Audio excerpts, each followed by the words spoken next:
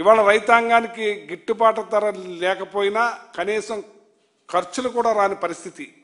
దాని గురించి మీరు చర్చిస్తున్నారని నేను అడుగుతున్నాను. మరి జగన్మోహన్ రెడ్డి గారు పంటలు వస్తున్నాయంటే 2 నెలల ముందే మార్క్ఫెడ్, అగ్రికల్చర్ మినిస్టర్ని, మరి సివిల్ సప్లై మినిస్టర్, అన్ని డిపార్ట్మెంట్లు కూర్చోబెట్టి రైతులకి ఎలా కొనాలి, ఏం చేయాలని అన్ని ఆర్బీకే మంగళం పాడారు.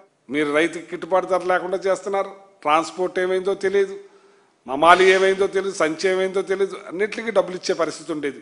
మీరు పాత లాస్ట్ పంట కూడా ఇంక ఇవ్వలేదు ట్రాన్స్పోర్ట్కి. ఆ ట్రాన్స్పోర్ట్ వాళ్ళు కూడా సరిగ్గా రాని పరిస్థితి. మీరు ఏం చేద్దాం అనుకుంటున్నారు? మీరు ఈ రాష్ట్రాన్ని, రైతాంగాన్ని ఏం చేద్దాం అనుకుంటున్నారు? మీరు ఏదో సినిమా షూటింగ్ లాగా స్టార్ట్ కెమెరా ఓకే డన్ అనే పరిస్థితిలాగా ఉంది ఇది మీ యాక్షన్ చూస్తుంటే. రైతన్నా మీకోసం చెప్పండి. రైతన్నా మీకోసం ఏ మీటింగ్లో అయినా ఇది మీకు అండగా నిలబడి ఇది ఇన్పుట్ సబ్సిడీ ఇస్తున్నామా, ఇన్సూరెన్స్ ఇస్తున్నామా?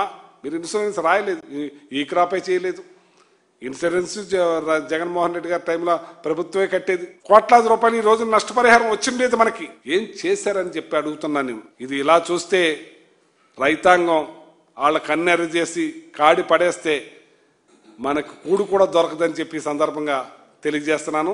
ఇప్పటికైనా మీరు అర్జెంటుగా రైతన్నా మీకోసం ఉన్నది వాస్తవంగా గట్లంట వెళ్ళండి, రైతుల దగ్గరికి వెళ్ళండి, మీరు మీటింగ్ పెట్టండి, డిస్కస్ చేయండి, వాళ్ళకి ఏమిస్తారో ప్రకటించండి.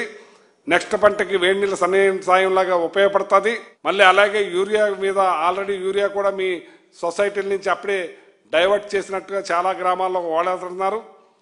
మరి రేపు యూరియా కూడా అందేలాగా చేయాలని చెప్పి మిమ్మల్ని పూర్తిగా డిమాండ్ చేస్తున్నా. అగ్రికల్చర్ మినిస్టర్ని డిమాండ్ చేస్తున్నా, సివిల్ సప్లై మినిస్టర్ గారిని డిమాండ్ చేస్తున్నా, గౌరవ ముఖ్యమంత్రి గారిని డిమాండ్ చేస్తున్నాను. నేను గట్టిగా మాట్లాడుతున్నాను. రైతుల పట్ల మీరు ఏదో షో మీటింగ్లు కాకుండా వాస్తవ మీటింగ్లోకి రావాలని చెప్పి మిమ్మల్ని కోరుతా ఉన్నాను.